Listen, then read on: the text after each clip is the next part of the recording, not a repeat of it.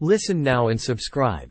Apple Podcasts, Google Podcasts, Spotify, YouTube, RSS feed, Omni Studio. All of our podcasts. It's October and Halloween is approaching fast, which means it's also the season for scary programming. But not everything has to be scary, and for adult audiences like Saw X and The Exorcist, Believer, both of which are currently in theaters. Goosebumps, a new series based on the R.L. Stine series of books, debuts on Disney Plus and Hulu on Friday, October 13. Executive producers Pavun, Shetty and Conor Welch spoke with co-host Bruce Miller recently to discuss the program and the love for books. Miller and co-host Terry Lipshetz also discuss some great family-friendly options to watch this fall, including It's the Great Pumpkin, Charlie Brown, Ghostbusters, Beetlejuice, The Addams Family, Casper, and more. Where to watch. Time equals 400 ms. greater than Goosebumps on Disney Plus and Hulu.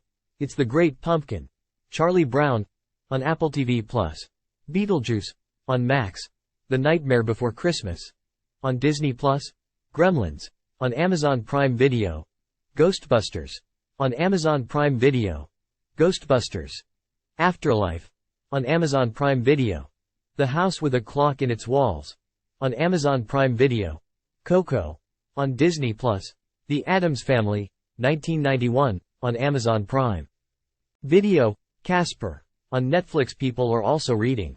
Napa Valley restaurateur, TV chef Michael Chiarello dead at 61. The Girl Scouts are discontinuing a cult favorite cookie. Napa Valley college student reported missing. Family. Missing Napa Valley college student is safe. Calls from Chili. Kevin Courtney, Napa Journal. A house with 10 bathrooms coming my way. Napa County's new $133 million jail going up. 2 historic Napa buildings expected to finish restoration in 2024. Napa and Sonoma Cambria Hotel sold to new owner Blues, Brews and Barbecue comes back to Napa. The launch of the $18.86 lunch feature. Taj Grill in Napa update. PG&E outage in Napa to extend to 10 p.m. after vehicle hits pole. 2 injured. Napa Road closed after crash. Napa planners endorse housing plan for vintage farm site. City Council vote. Next update. Woman who died in I-80 crash near Napa-Solano border identified. Napa's Blue Oak School construction continues. Public art planned. Contact us. We want to hear from you. Email questions to podcasts@lee.net and we'll answer your question on a future episode. About the Show Streamed and Screened is a podcast about movies and TV hosted by Bruce Miller, a longtime entertainment reporter who is now the editor of the Sioux City Journal in Iowa, and Terry Lipshetz, a senior producer for Lee Enterprises based in Madison, Wisconsin. Time equals 400 ms. greater than episode. Transcript note. The following transcript was created by Adobe Premiere and may contain misspellings and other inaccuracies as it was generated automatically. Welcome everyone to another episode of Streamed and Screened, an entertainment podcast about movies and TV from Lee Enterprises. I'm Terry Lipshetz, a senior producer at Lee and co-host of the program with the ghoulishly mischievous Bruce Miller, editor of the Sioux City Journal and a longtime entertainment reporter. It's Halloween is in the air. I love it. I love doing Halloween or whatever that song is from Nightmare Before Christmas. Time equals 400 ms. greater than. That's right. Yeah, Danny Elfman, this Halloween, that kind of stuff. Yeah, you know, are you a fan of Halloween movies? Do you really like all those scary kind of movies? Not scary. Scary. We don't. So the key with movies is they can't scare me where I can't fall asleep for a week. So what would be one that would scare you? Time equals 400 ms. greater than. What would be a bad one? Anything gory? Like I'm not going to watch a Saw movie. Like, Saw whatever. They're on the 35th installment of that. I've never seen any of them, and I never will. And I like the Halloween movies. The Freddy Krueger ones, the Jason, the Slash. I just won't watch any. So those are just not for. Time equals 400 ms. greater than. They're not for me. Yeah, well, I get it. I get it. I think when they get violent, it's not really fun, right? But it's a mystery. And you hear things, but you don't necessarily see anything. Yeah, that it's fun to watch those kind. But if it's the kind like I'm sitting in the house and it could happen to me in a minute if somebody jumped out and had a night or something. No, not right. Yeah, I don't need any. And some of them are just. What was that movie? The Human Centipede. You know, the concept is somebody sewing people together internally. This is just ridiculous. Now, I don't mind a movie that's going to make me jump in my seat a little bit. You know, that's where I get like movies, you know, like Jurassic Park where a dinosaur jumps out at you from the jungle. That's cool. I'm into that. I'll watch that kind of thing. Ghostbusters. And we'll talk about some of these movies soon. But like a movie, like a Ghostbusters, where goes, it's a little bit scary. There's some makeup involved and some things that'll, maybe give you a little trouble falling asleep. But it's not gory, it's not gross. And those are the ones that I just don't want to watch at all. I have no interest. They're not grabbing you in a bear trap in your own house. Right, exactly. I love Psycho. I can watch Psycho all the time. It's real. It's like, okay. And, especially after, the secrets to Psycho. Then you go, oh, it's even more interesting. And then you start, the bathtub for the 44th time that you're looking at this thing. You see that? Wait a minute. That's somebody in the background that I recognize from a TV show, so there are different things you see. Each time. And I think that the editing on that is impeccable. It's just incredible how they were able to make you think that it was scary when actually it probably wasn't. Yeah, and even a film like Silence of the Lambs, which has moments that are pretty disturbing. Yeah, a little bit gross. But that it's a psychological thriller about a serial killer. And that's the type of film that I can watch. But they're more realistic. It is realistic, right? Exactly. What about all those scary things like vampires and Frankenstein monsters and werewolves? Do those get you like, would Twilight be something you'd say yes to Twilight? I've seen bits of it. It's not really my cup of tea in terms of just, it's like more of a teen thing. So it's not really, but that is the type of film I would watch, like Interview with a Vampire with Tom Cruise. I love that movie. I thought that was good. And those types of films I'll watch. I like the Alien franchise, with Sigourney Weaver, and those are scary. Those are scary, but it's sci-fi. It's a little bit more on the sci-fi things. So what's the rule at your house with the kids? Are they hot to see some of these films? Do they say, oh, we've got to see this, we've got to see this, we got to see this, and then you say no, or what do you do? Some of them now. I've got twin daughters. One of them is a little bit more adventurous, the one that I've spoken about who loves Star Wars. She's a little bit more adventurous. My other daughter, who they're twins, but they're not identical. So one of them looks a little bit actually more like my wife, and that's the one that loves Star Wars. And then there's another daughter that has more of my characteristics and features. Is it bigger? What's that? She has to be here. Yes, she has a very long beard. No, she has long hair. But it's on her head, not on her face. But she's very similar to me where she will get petrified by anything remotely like we watched Jurassic Park as a family and she will not watch the other ones.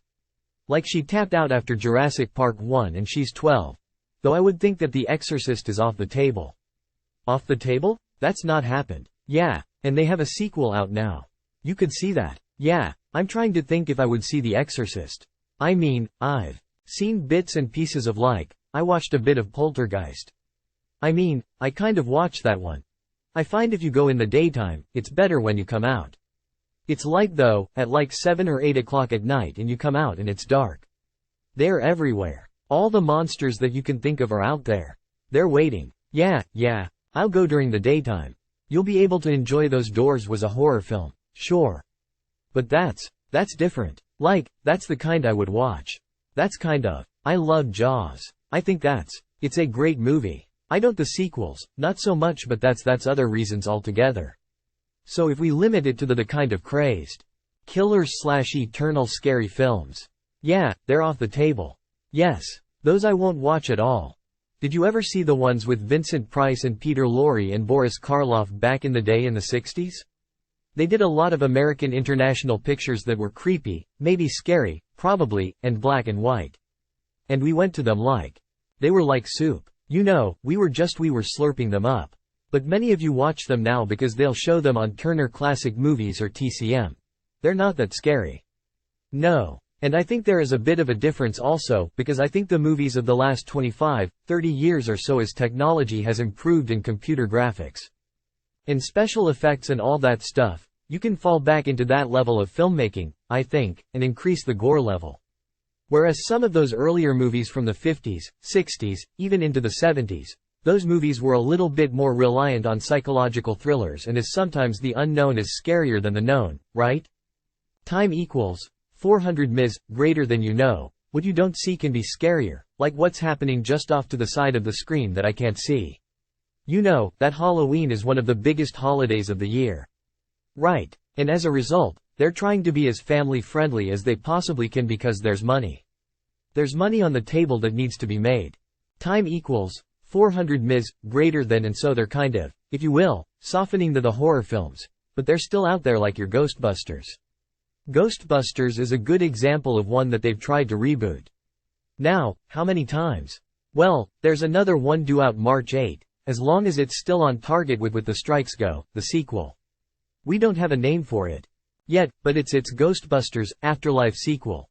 It's set to be released March 29 for 2024 or later. Right. But those work like Hocus Pocus, which is another one. And they've been hugely successful now in rerun, you know, on streaming services, and they are making new ones there. It's a franchise, and Disney is making big money off that, so I don't think that will end, but I do think there is room for new kind of thrilling family films, right? Yeah, well, and even if you look at one of the biggest shows on streaming in the last year, Wednesday and Sunday. Right. And that's a spin-off of the Addams Family. Right. And my kids love it. Both my daughters love that show. Yeah. Why? Because it's clever. And I think if you go for just the stupidity of some of these things that are just, how can I shock you? That's not that good. Right? And I think I would talk a kid out of seeing some of those because I don't think that it would be really worth your time. Yeah, I can scare you. Just give me a minute. But am I scaring you and then maybe teaching you something in the process? That's where it gets a little more interesting, yeah. So what are some of your favorites? What are your favorite acceptable films for family? So I think the first one that is my go-to, and as a fan of music, one I love, and it's a staple of television for years and years and years. It's A Great Pumpkin. Charlie Brown with the soundtrack by the Vince Guaraldi Trio, and I think yeah. And you know, for somebody, I'll tell you this, I'm not a huge jazz fan. Like, I have some jazz albums in my collection. But if you're looking for a gateway into jazz, sure. There's like Miles Davis and John Coltrane, all those. But if you dig the Peanuts TV shows and you can get into the Vince Guaraldi Trio, that's a good entry point to jazz music. But I digress. You know, I love Very Pumpkin. Charlie Brown is just one of my favorite. You got that one, and you've got the Christmas one. They've just have a handful of these programs, you know, themed at holidays, which I think you know, are just staples every year. You got to watch them. You mentioned the music in that. I am sure if you were around back in the day, you would not have said, oh, let's put some jazz with this. It doesn't fit with Peanuts. It doesn't seem like something that you would have with it, and yet we can't think of it now without that kind of music. Right, exactly. Yeah, and you know the song Linus and Lucy, which is pretty much in every Peanuts television show. I've heard the Dave Matthews Band cover it. It's such a key piece of music there that we all listen to, absolutely. Yeah, so if we ever go ice skating, we'll know that we have to have the music with us, exactly, as it just wouldn't be the same. Okay, what else can we watch? So I love, and this one that I would like to show to my kids because I think they're old enough and I don't think it's that scary. But I always loved it as a kid, was Beetlejuice, and that one is another one that has a sequel that's due out later next year with most of the original cast. I love that movie. And again, you're dealing with Tim Burton here, so there's a little bit of a weird genius in play. And then, of course, the music by Danny Elfman is tremendous as well. You mentioned Tim Burton. He's kind of the king of the family-friendly Halloween acts, you know. Yes, you look at all these ones that he has had. Corpse Bride? No. Edward Scissorhands? Yep. A number of those ones fit that niche where you would go. Yeah, okay. And he knows how to do it where it's not so scary that you won't sleep for a night or two. But they are creepy, and Paranorman is another one like that. You just throw them all on the heap and it's like. And then Nightmare Before Christmas. Come on. Yeah. He's made a career. I mean, he's a bit of a weird dude, but a weird dude in a good way. Yeah, and technically doesn't even do all of these films, but his name is on them. Other people are the directors, so you have To be very careful when you look at them to make sure that you're, checking the right one. But yeah, its imprint is on them very significantly and it's fun to watch, I think. Yes, absolutely it would as a classic but not necessarily scary, but it does talk about those people who made those kind of films back when, yeah. It's movie kind of going back and it scared me a bit as a kid, but I still enjoyed it and love it to this date as Gremlins, and I think that's one of the values that didn't that one kind of led that in Indiana Jones and the Temple of Doom among the early films that they weren't rated R because they definitely weren't R-rated level films, but they listed them as PG and you kind of needed something in between. And I feel like, wasn't it Gremlins and Indiana Jones that kind of leads that PG-13 rating? There's a little more risk involved, if you will. And then it became everybody wanted a PG-13 rating. And so then they had to kind of parse it so that how many words are PG-13 ask. And they arrived at the theory that one certain 4-letter word we come up with it in your own mind once in a film was still PG-13, yeah. And there was a little bit of like you can allow, some backsides, bare backside would be okay for PG-13, but not right. Not anything about that. Yeah, but then get into the R and then by then you're on the slippery slope to an X, so that's who knows what happens. Yeah, and it became a thing that kids didn't want to go to PG, they wouldn't go to G movies because G movies were for babies, that right. The way they'd look at that. Yeah, but a PG movie was one that parents would send you and you didn't have to have the parents sitting with you. PG-13 they might take a dimmer view about, well, let me see here. Let's see what this is all about. Yeah, and now, I think the kids want to see R-rated all the time. I always look at when you get into movies with sequels, the ones that start out as rated R movies in the first movie, but then get knocked down to PG-13, like National Lampoon's Vacation. I think that was an R-rated film when it came out. But by the time they got to, I think European Vacation was even maybe PG-13. Bigger audience, you're going to get more money. And that's exactly bottom line is the bottom line.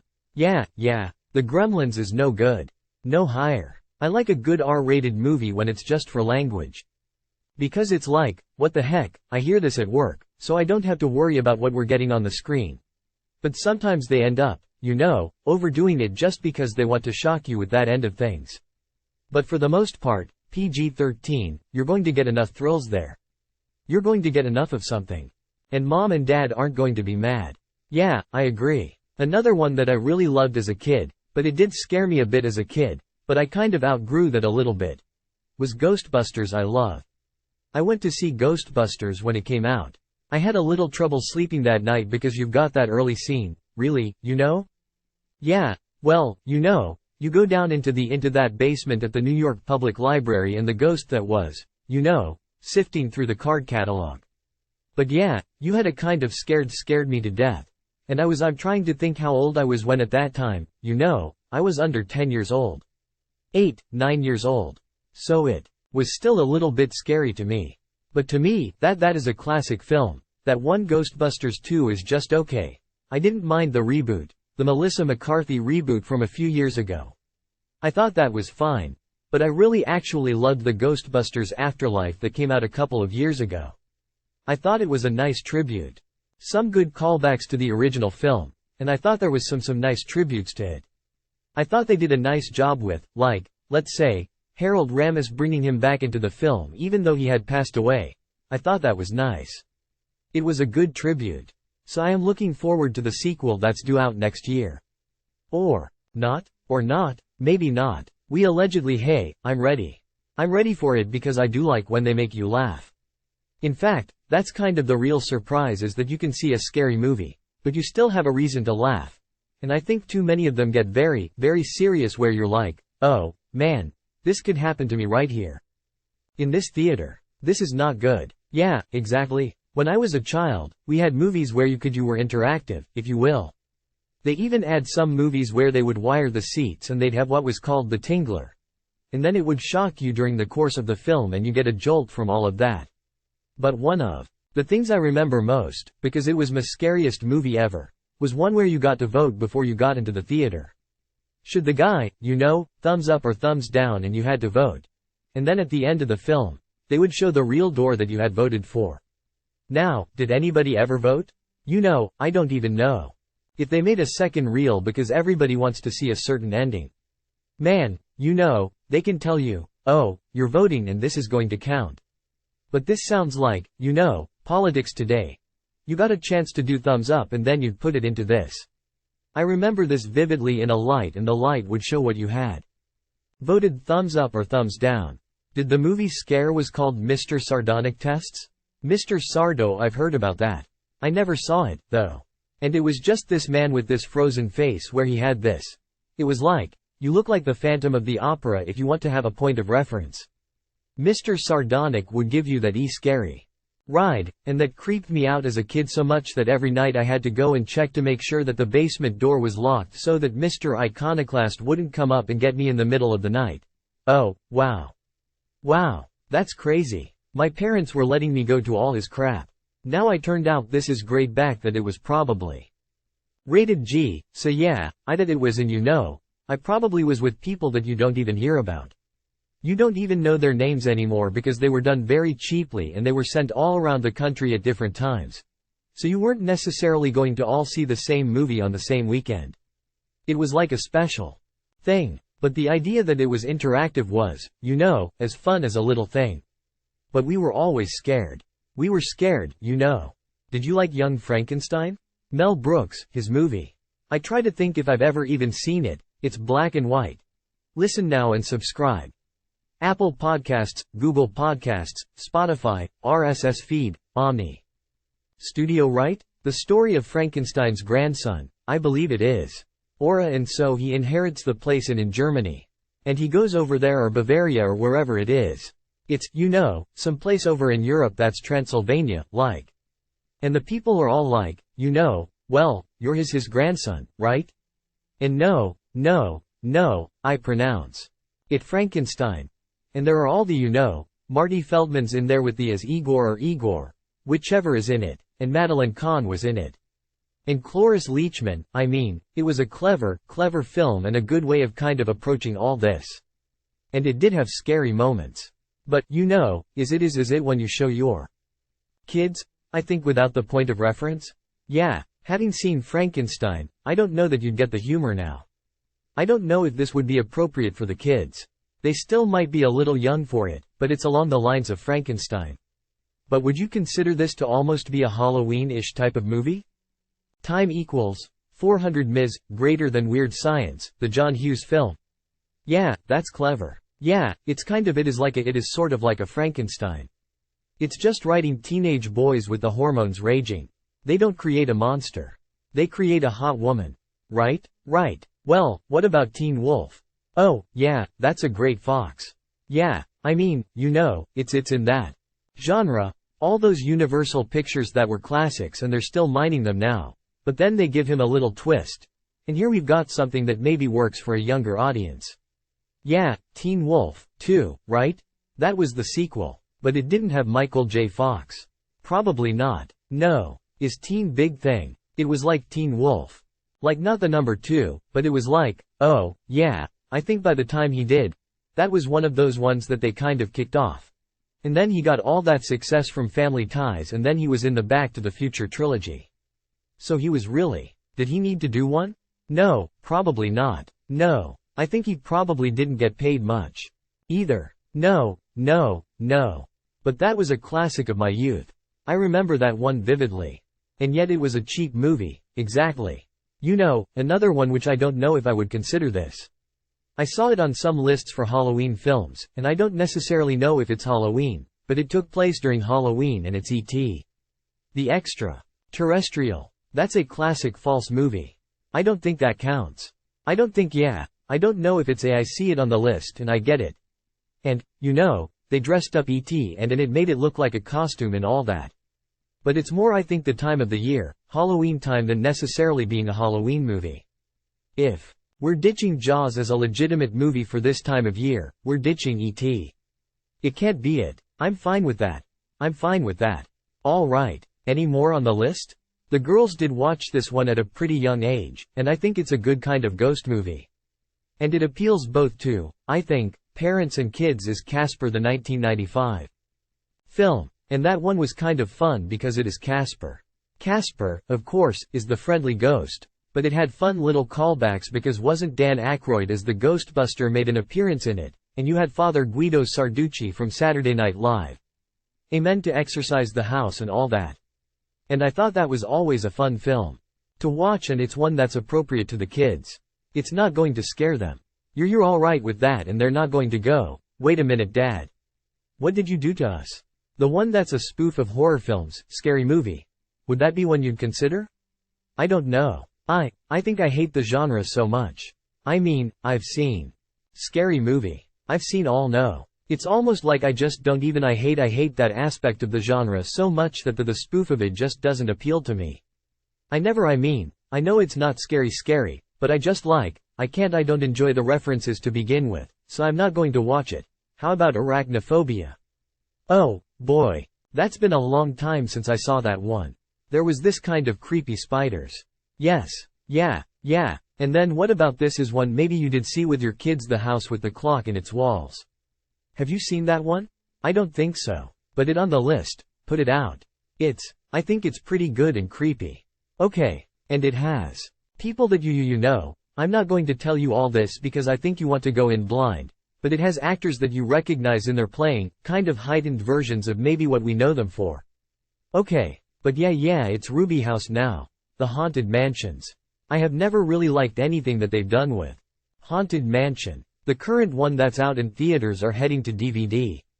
I don't like it. I think it is too much plot for what it's trying to unpack. And it's like we got to try and tie in with the theme park somehow. We got to make sure that we have these things that we're imagining and we're going to add the music. And then we got to have the Hot Hatbox Ghost because that's going to be at the parks at some point. I hate that. And the Eddie Murphy one that came before was no good either. But I did like when the Muppets did a Haunted Mansion. Oh, yeah. You can't go wrong with the Muppets. Yeah, the Muppets. The Muppets were everywhere. The Muppets had done everything. Even though you think where they've been, they don't really do too much, do they? They did a lot, but they had their own Haunted Mansion movie. And of the three, I think that's probably the best one as a second one out. I don't know if I ever saw that one. That would be fun. Yeah, it's cute to see. Coco. Oh, yeah. What maybe be classified in this genre because he goes to the dead where he's in it scare. I thought it was scary in parts. Yeah, but then it's an animated film and I think it's a beautiful film. It was visual, it's really because that was a Pixar movie. Right. Yeah, I'm trying to think of that. And then maybe my favorite recent Pixar film. I'm not sure if there's been a whole lot after that, but I really loved it. It was a really well done. Yeah, very well done. I saw that on some lists for Halloween movies and I was on the fence as to whether or not I would consider it. But they knew the characters out and I wish I could think of the name of the guy. Time equals 400 Ms. greater than he was the singer who sings Remember Me. Yeah, he looks like a skeleton. And they have that character at the theme parks now, singing and talking and interacting with the audience. And I think, well, that's kind of interesting, but it's not so scary that you would, run away from it. This could be good. Time equals 400 Ms. greater than and then the original Addams Family films, those were good. Oh, sure, yeah. Did you like you're talking about the ones with Raoul, Julia and Angelica Houston, right? Yeah, those were fine. I enjoyed them. The reboots that they did, CGI, not so much. Not on your list? No. Now the kids don't mind them, may I? They've watched them a number of times. And I think they're at least family friendly enough. I don't mind them. I think I got dragged to the movie theater to see one of them and it was okay. Yeah, you know who we do? Well, Scooby-Doo is awesome. Well, now the live-action Scooby-Doo. No, I'm not going to watch a lot of Freddie Prinze Jr. was in it commercial. Time equals 400 Ms. greater than no, and I watched that. Yeah, what about Monsters Inc.? That's a fun one I love. But, that gets back to the early Pixar movies that I think almost everyone hit it out of the park. Yeah, my one daughter who doesn't like scary things. I think we tried showing that to them when they were little, 4 or 5 years old, and she's come back to it since. Yeah, Coraline, that's not so bad. I'm trying to think when I've seen it, but it's been a really. Yeah, well, that's the one with the button eyes and all that. Yeah, yeah, so there we are. Cruella. I'm throwing that one at you. That's scary. The live-action one for a couple years. Yeah, no, that was fun. I never know if I would. I consider that to be Halloween-ish. I don't know. Maybe not. But he dresses up. That's a really good soundtrack. Yeah, costumes, I think. Was it? It was nominated for Best Costume? I think so. Yeah, I didn't even want it. No, I remember because one of my daughters went as Cruel a few years ago for Halloween. Time equals 400 ms, greater than, and so she absolutely wants to see that in the theater. And I enjoyed it. And I thought the music kind of kept me going on it. It was well done from that end. Yeah, no, it's a again. Disney knows how to lean into these things because they know there's money on the back end with that. So if they can find a way to monetize some kind of property they've got somewhere Maleficent, in there, they'll do it. But I think they're your safest bet when you're looking for something that you can show the kids without corrupting the kids, right? Absolutely. Yeah, one of the things that I have in my back pocket that actually is premiering this week is Goosebumps. Oh, Amber, Goosebumps. Did you read any of the books they were before? Well, after my time, I should say. Right. I was not a Goosebumps person. Yeah, I didn't read the books. That kind of I'm not sure when the books came out, but I just either I'm a little too old for them or it's just not something that I ever got into. The kids loved them and I met R.L. Stine, and R.L. Stine does not seem like the type of guy who would write those kinds of books, but there were more than 60 of them. And then there were spin-offs and all these kinds of things. And there were TV series, there was a TV series that would take each book and then, make an individual show about that. But now they've come up with a new series that kind of mashed them all up. It's also called Goosebumps. It'll be on Hulu and Disney+. And what it is they've taken 5 books. The premise of 5 books, and then created this kind of overlay where it's a high school and the kids are realizing that something is amiss in their school. And a ghost possesses one of their favorite teachers and they're worried about this. They don't know what's going on. They're trying to get to the bottom of it, but what they've taken is those 5 individual stories of these 5 kids and turned them into their kind of subplots. So they become social issue ones. Maybe I have a deity when I'm at school. Maybe there is something about the kids don't like me. I mean, those kinds of subplots that play into this. And I was able to talk with the producers of the film or the series or whatever you want to call it. And they were able to explain, why do they do this? How do they do this? What's going on there? Conor, Welch and Pavun Shetty, and they are both former executives at networks. One was at ABC, one was at NBC. And so they kind of knew from the background what would work, what they could do. And they realized that, wait a minute, what you need is a great idea. And then you figure out what to do with that great idea. And so we do have an interview, if you'd like to hear it. Absolutely. Producers, were you big Goosebumps fans as kids? Is that what this is all about? Is this why it happens? That's where it all began. Yes.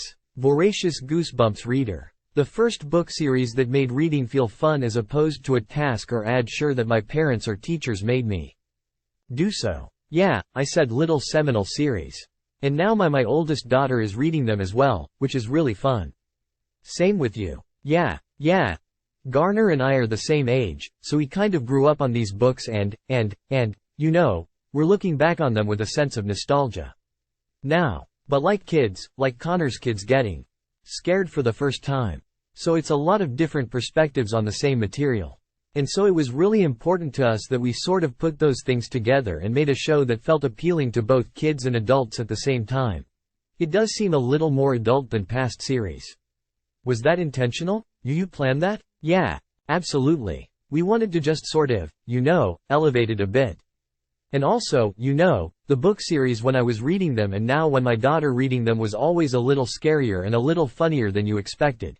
And so that was certainly the intention with this series, that we would surprise an audience with more scares. And more humor, hopefully, than they thought we would bring. And, in the landscape with premium television, it was important to us that it felt really sophisticated and cinematic and it would play well for audiences of all ages. So where do you get the idea to mash things up? Well, we were lucky enough to have access to all of the Goosebumps books because R.L. Stine gave us access and our partners at Scholastic did too. And there's a lot to choose from. So our creators, Rob Letterman and Nick Stoller, had a great idea where they came up with the structure, where for each of the first 5, we're following a different character who's dealing with one of the issues from the books. In mid-season they come together and realize what's going on and decided to take matters into their own hands. So we harnessed 5 of the books for the first 5, and then we're pulling from a lot of them throughout the entire series. There's Easter eggs for a Goosebumps fans throughout the entire first season of the show. So if you go a second season and then will these same characters travel with that, or does it become a whole new thing? Yeah, the intention would be that these characters would continue. And yeah, we were just so excited by these new actors, a lot of who will be brand new faces for the audience. And they really just sort of hit their stride. And found a really fun chemistry pretty early on in the season. So we'd love to see those dynamics play out for many more episodes to come. Where do you find somebody to be Harold Biddle, for God's sakes, and how do you advertise for that? Well, we were lucky that, Justin Long, who ends up being possessed by Harold Biddle, comes along. And obviously Justin is so good at both comedy and horror, from even Jeepers Creepers. And he just did Barbarian before we cast him. And some of us were lucky enough to work with him before this. And I think Justin is someone that's perfect to do both those really comedic physical comedy set pieces, but also is able to be super scary and most importantly, be scared on camera in a really good way. And I think he plays Mr. Brad is possessed by Harold Biddle, but I think it was important that all of our cast be really good both comedically and dramatically, because I think we switch back and forth between comedy and thrilling stuff pretty seamlessly in the show. Time equals 400 ms. Greater than did you worry about him getting hurt, because he does bring himself up quite. I mean, what is this? No, he is just an incredible physical comedian. And to watch him struggle with being possessed by a teenage boy and, not all of it that entails was really hysterical. And Justin is just someone who is surprising at every turn. Like every single take is a little bit different. And so we got some really fun, compelling performance out of him. And you said, we can't match anything. So doing all over again, right? That's good. Did you talk with R.L. Stine during the course of all of this? And what does he say? We did, yeah. Which was of the most thrilling parts of the entire process. You having his name, in bright green across most of the books in my library, in my childhood bedroom. But yeah, he was involved in reading scripts and watching cuts. And yeah, one of the most exciting parts was when he first watched the pilot and reported back that he loved it. And yeah, that was just a thrilling cherry on top. I think, for us we didn't take lightly how beloved the books are. I mean, they are massive book series, over 400 million copies, 32 languages, and we genuinely love them. So we wouldn't have done this without his sort of blessing and support to go forward with this version. Well, your concept of, the mashup does seem like something that, is original. It's not just we're taking another book and we're doing the same thing. It is a different take on it. What is it about horror, though, that people love? I think it's the surprise. I think actually there's something very similar about horror and comedy in the cadence and the rhythms of it. It's a lot of setup and surprise. The surprise for a horror being a scare or a jump. The surprise or a joke being the punchline. So Rob Letterman and Nick Stoller, the creators, and Hillary Winston, our showrunner, I think did a really great job of sort of harmonizing between those two genres throughout. So sometimes when you would expect a scare, you would get a laugh. And other times when you were thinking, there was a laugh coming. Hopefully we jump scared yet, and this is there's a lot of stuff like that.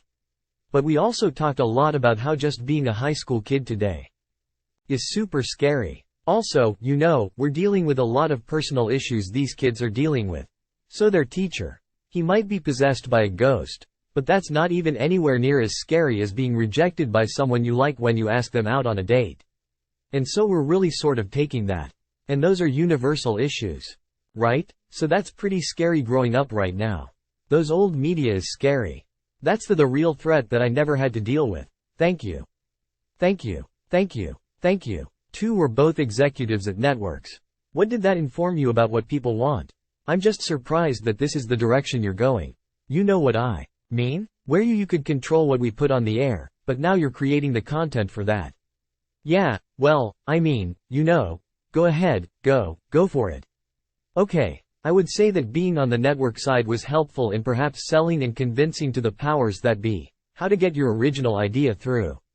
And so with this, we were lucky enough to have a giant piece of intellectual property. As Bob said, this is a book series that has sold over 400 million copies around the world. Many different languages. So that is that from a network point of view is a great selling point. Okay, you check the big box that handles a lot of marketing, a lot of awareness, and then I think it was helpful in being able to articulate to the buyers why this was going to be thrilling and different. This was going to be something that's funny and scary. Great. This is going to be something for adults and their kids. Great. This is also going to be something for adults who don't have kids, who grew up watching the book. Or maybe adults who don't have kids who aren't a fan of the series. So, yeah, I think having been on the other side just sort of helped speak the language a little bit to get our very original idea through.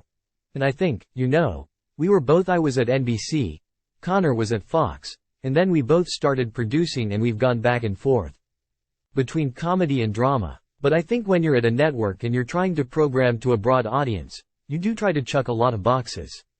You have a medical show, you have a workplace comedy, and I think at the end of the day, what we both learned is that you just have to have a good show. If you have a really good show that's authentic and takes risks and is just, is fun to watch, then people are going to find it. The audience will find the show. And I think at the end of the day, that's what was important to us here, is that we really just make a good show and then the rest will happen. Now, how is it this time, though, breaking through?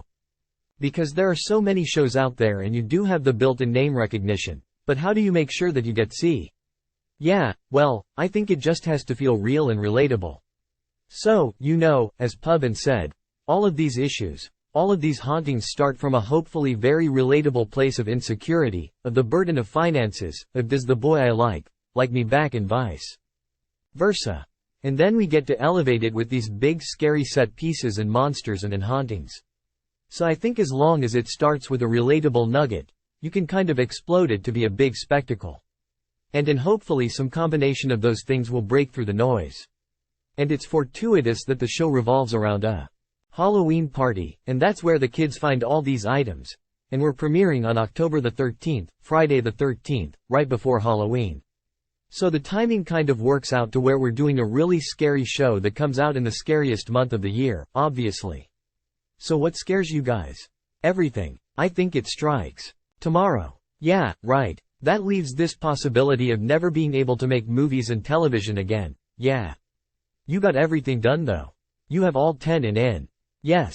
Very good. Like this. This was all pretty before the strikes went down and we've been able to. Yeah. Unfortunately our talent and creators and actors can't do the press. So that's why you see Puppet and I go to outside of that. We're very grateful to have gotten it all in the can before this all turned upside down on us. And Heaven, are you related to the dean of a certain college or university? Oh, that's funny. Yeah, I also produce The Boys and the spin-off General V, and that's coming out this month. And they did name one of the characters after me. So I guess that's quite a bit. Yeah, but I think that hopefully my character is in real life isn't represented by the character in that show. But that's another fun one that'll be coming out soon too. When you do have those kinds of series that are all on, how do you know which child gets what like with this for example? How do I know I should have this in that show and not in that show? I do. Yeah. Luckily, there's not a lot of crossover between the Boys universe and Goosebumps. They're pretty different audiences. And I think if we did have some of the same tonal touch points, we'd have a little bit of a problem. I think it all comes from the creators, Rob and him in here with a really specific point of view and worked with this material and in that in the very beginning they knew exactly what this show was going to be. And with Sony and Scholastic and Disney Plus really shaped this. And so it sort of took on a life of its own once these guys started and they just really embraced, their comedy background and the horror here. That's very different than other shows that I work on. And it's super exciting. Hey, you guys, thank you so much. I'm dying to see the whole thing. I've only seen a couple of episodes, so don't spoil it. I don't want to know what happens, but I'm glad it's back. I'm really glad it's back. And the idea that it's a lot of stories where you can go, I get that. Oh, that's from that one. This is a really cool concept, so thanks so much. Hey, if you need to teach at the university, just call me. Oh, this is very appreciated, man. All right, Bruce, thank you for those interviews. Did you catch in there? That one is also a producer of The Boys and Gen V, which is a spin-off of that, and they've named a character after him, Dean Shetty. And they said, you said they just did that. But, you know, it's like, what do we do with our producers here? Let's give them some kind of a profile. And maybe it's related to reality. Yeah, I thought that was pretty funny. It's a good way to, kind of brown nose a little bit, I guess. Right. We all take after people, too. Let's make the producers happy. Right? Can't go wrong there. So this show, it debuts on Friday night. It's, scary. And then it runs for 10 weeks and they're looking for a second season. So let's see if it happens. Well, on that note, we will wrap things up. Go get candy. I think we should. That's always a good thing. After a Halloween film, eat more candy. That's the trick. And visit your dentist and there you go. Alright, thanks. Again. And join us again next week for another episode of Streamed and Screened. Tags DCC Streamed and Screened podcast to be the first to know. Get local news delivered to your inbox. Sign up. *I understand and agree that registration. Honor use of this site constitutes agreement to its user agreement and privacy policy.